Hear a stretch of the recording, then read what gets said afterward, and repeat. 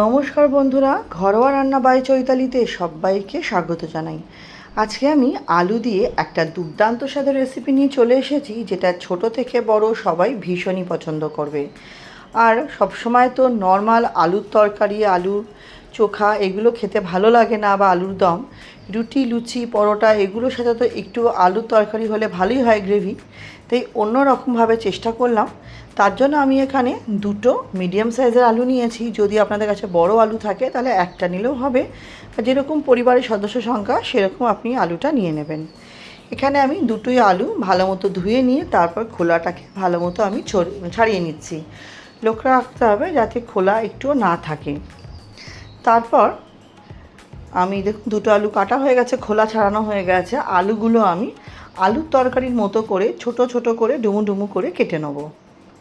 দেখুন ঠিক এইভাবে দুটো আলু আমি কেটে নেব ডুমু ডুমু করে। দুটো আলু আমি কেটে নিয়ে ফিরে আসছি। দেখুন দুটো আলু কাটা হয়ে গেছে। এবার জল দিয়ে একটু ভালো মতো আলুটাকে আমি ধুয়ে নেব, যাতে আলুর মধ্যে যে স্টার্চটা থাকে সেটা যাতে বেরিয়ে যায়। তারপর একটা মিক্সিং জার নেব, তার মধ্যে আলুটা দিয়ে দিলাম। সম্পূর্ণ আলুটা দিয়ে তার মধ্যে আমি হাফ ইঞ্চি মতো আদা টুকরো করা আর দুটো কাঁচা লঙ্কা দিলাম। ঝালটা অবশ্যই স্বাদ অনুযায়ী নেবেন। দিয়ে এবার আলুটাকে একটা স্মুথ পেস্ট করে নেব। দেখুন আলুটা আমার সুন্দরভাবে পেস্ট হয়ে গেছে। এটা একটা বাটির মধ্যে নিয়ে নিলাম। মিক্সিং জারের মধ্যে যেটুকু ছিল সেটাকে একটু ভালো মতো কাছিয়ে বাটির মধ্যে আমি নিয়ে নিচ্ছি। এর মধ্যে কিছু মশলা দেবো। দিয়ে দিলাম হাফ চামচ হলুদ গুঁড়ো, হাফ চামচ মতো জিরে গুঁড়ো দিলাম। এবার দেবো গোটা জিরে, এটাও আমি ছোটো চামচের 1 চামচ মতো দেবো। আর দিলাম গরম মশলাগুলো হাফ চামচ। আর দেবো 2 চামচ মতো বেসন। বেসনটা অবশ্যই দেবেন, না হলে কিন্তু এই বাঁধনটা আসবে না। বেসনটা দিয়ে একটু ভালো মতো আমি স্প্যাচুলা দিয়ে এটাকে মিশিয়ে নিচ্ছি। মোটামুটি যাতে আমি বড়ার আকার করতে পারি সেরকম একটা আমাকে ব্যাটার তৈরি করে নিতে হবে। দেখুন সুন্দরভাবে এটা মেশানো হয়ে গেছে। এবার এটাকে ঢাকা দিয়ে আমি একটা সাইডে রেখে দেবো। একটা মশলা তৈরি করে নেব। তার জন্য ওই মশলাটা ধুইনি, তার মধ্যে আমি আরও হাফ ইঞ্চি আদা দিয়ে দিলাম একটা গোটা টমেটো, আর দেবো একটা কাঁচা লঙ্কা। আবারও বলছি, ঝালটা অবশ্যই আপনি যেরকম খান সেই অনুযায়ী নেবেন। একটা স্মুথ পেস্ট বানিয়ে নেব। এদিকে কড়াই বসিয়ে কড়াইতে দিয়ে দিলাম 2 চামচ মতো সর্ষের তেল। রান্নাটা আমি সর্ষের তেলেই করব। তেলটা গরম হলে ফোড়নে দেবো 1 চামচ সাদা গোটা জিরে, একটা তেজপাতা, একটা শুকনো লঙ্কা, 3টে এলাচ। আমার কাছে এই মুহূর্তে লবঙ্গ আর দারচিনিটা ছিল না বলে আমি দিইনি, আপনার কাছে থাকলে অবশ্যই দেবেন। দিয়ে ফোড়নটা কয়েক সেকেন্ড ভাজা ভাজা করে নিলাম। ভাজা ভাজা করে যে মশলাটা বেটে রেখেছিলাম সেই মশলাটা আমি দিয়ে দেবো। সেই মশলাটা দিয়ে মিক্সিং জারের মধ্যে যেটুকু মশলা রেখে আছে তার মধ্যে সামান্য একটু জল দিয়ে মশলাটার মধ্যে দিয়ে দেবো। দিয়ে তারপর খুব ভালো মতো কিন্তু আমাকে এবার মশলাটা প্রথমে মিশিয়ে নিতে হবে। তারপর আমি এর মধ্যে কিছু গুঁড়ো মশলার ব্যবহার করব। প্রথমে স্প্যাচুলা দিয়ে মশলাটা আমাকে ভালো মতো মিশিয়ে নিতে হবে। সুন্দর করে এই মেশানোটা আমি প্রথমে মিশিয়ে নিচ্ছি। তারপর এর মধ্যে কিছু গুঁড়ো মশলা ব্যবহার করছি। গুঁড়ো মশলার মধ্যে আমি দিয়ে দেবো হচ্ছে হাফ চামচ জিরে গুঁড়ো, হাফ চামচ ধনে গুঁড়ো, হলুদ তো দেবো হাফ চামচ মতো, কাশ্মীরি লঙ্কার গুঁড়ো সম্পূর্ণ রঙের জন্য ব্যবহার করেছি সেটা দেবো 1 চামচ, আর নুন দেবো স্বাদ অনুযায়ী। দিয়ে খুব ভালো মতো মশলাটা কিন্তু আমাকে কষিয়ে নিতে হবে। সুন্দর করে মশলাটা আমি কষিয়ে নেব। মশলা কষানোর ওপরেই কিন্তু রান্নার স্বাদটা পুরো ডিপেন্ড করে। খুব ভালো মতো স্প্যাচুলা দিয়ে মশলাটা আমি কষিয়ে নেব। যখন দেখো মশলাটা একটু ভালো মতো কষে গেছে, এর মধ্যে আমি দিয়ে দেবো হচ্ছে 2 চামচ মতো ফ্যাটানো টক দই। রুম টেম্পারেচারে রাখা টক দইটাই ব্যবহার করার চেষ্টা করবেন। টক দইটা দিয়ে ভালো মতো কিন্তু টক দইটা দিয়ে আমাকে এবার এটা কিন্তু ভালো মতো মিশিয়ে নিতে হবে। দেখুন খুব সুন্দরভাবে মিশিয়ে নেব। আর টক দই যে ডালা ডালা ভাব যদি কিছু থাকে সেটা কিন্তু এই স্প্যাচুলা দিয়েই কিন্তু ভালো মতো আমাকে ভেঙে নিতে হবে। এত সুন্দরভাবে কষাতে হবে যাতে কোনো রকম ডেলা বা লাম্পস না থাকে। এই কষানোটা একটু আমাকে সময় নিয়ে করতে হবে। এই রেসিপিটা বন্ধুরা খেতে এতটাই দুর্দান্ত হয় যে এটা দিয়ে রুটি, লুচি, পরোটা সব কিছু খেতে দুর্দান্ত লাগে, আর ভাতটাও কিন্তু দারুণ লাগে। দেখুন মিনিট 3 মতো আমি ঢেকে রেখেছিলাম। মিনিট 3 পর খুব সুন্দরভাবে এটা কষে গেছে। এবার আমি যতটুকু গ্রেভির প্রয়োজন সেই অনুযায়ী জল দিয়েছি। এর মধ্যে আমি 1 কাপ মতো জল দিয়ে দিয়েছি। জল দিয়ে মশলাটা একটু স্প্যাচুলা দিয়ে ভালো মতো কিন্তু আমাকে একটু মিশিয়ে নিতে হবে।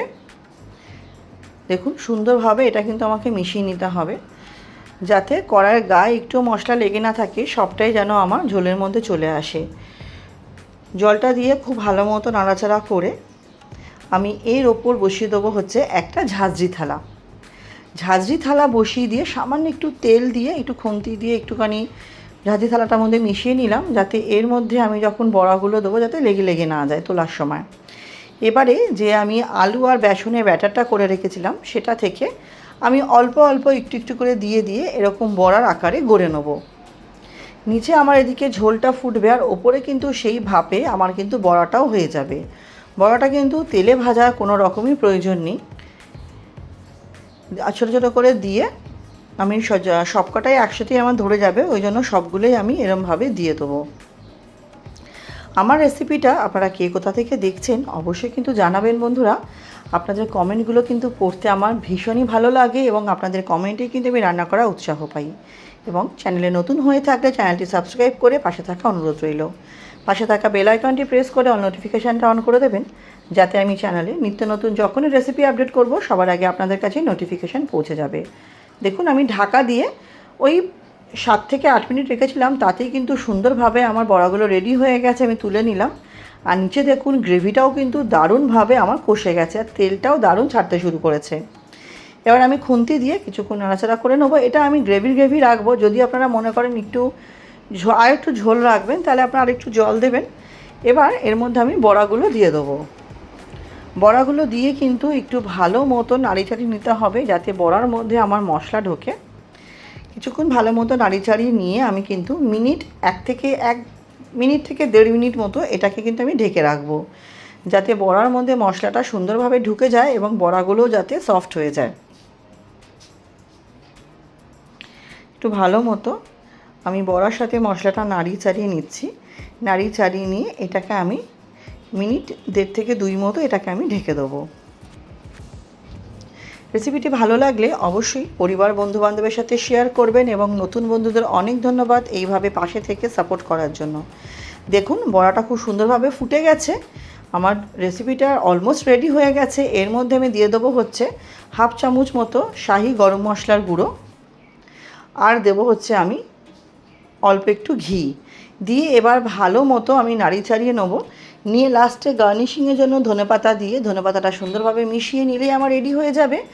ঢাকা দিয়ে কিছুক্ষণ স্ট্যান্ডিং টাইমে রেখে গরম গরম পরিবেশন করব। আমি এটা পরিবেশন করেছিলাম রাতে পরোটার সাথে, খেতে দুর্দান্ত হয়েছিল। আপনারা অবশ্যই বন্ধুরা ট্রাই করবেন, কেমন লাগলো কিন্তু জানাবেন। আপনাদের কমেন্টের অপেক্ষায় থাকবো। দেখুন ধনেপাতাটাও দিয়ে দিলাম, দিয়ে ভালো মতো মিশিয়ে নিলেই এটা আমার রেডি হয়ে যাবে। আলুর এই রেসিপিটা যেমন বাচ্চাদের খুব ভালো লাগবে, সেরকম কিন্তু বড়োদেরও ভীষণই পছন্দ হবে। স্কুলের টিফিনে বলুন বা অফিসের লাঞ্চ বক্সে কিন্তু এটা আপনারা অনায়াসেই দিতে পারেন। লাঞ্চ বক্স কিন্তু খালি হবেই, এটা আমার গ্যারেন্টি। তাহলে বন্ধুরা রেসিপিটা আমার কমপ্লিট হয়ে গেল। এবার আমি এটা সার্ভ করে নেবো একটা সার্ভিং বোলের মধ্যে। এটা দেখতে যতটা অপূর্ব হয়েছে, এটা খেতেও কিন্তু জাস্ট অসাধারণ হয়েছিল। তাহলে বন্ধুরা আমার সাথে ভিডিওটা শেষ অবধি ধৈর্য ধরে দেখার জন্য আপনাদের সবাইকে অসংখ্য ধন্যবাদ।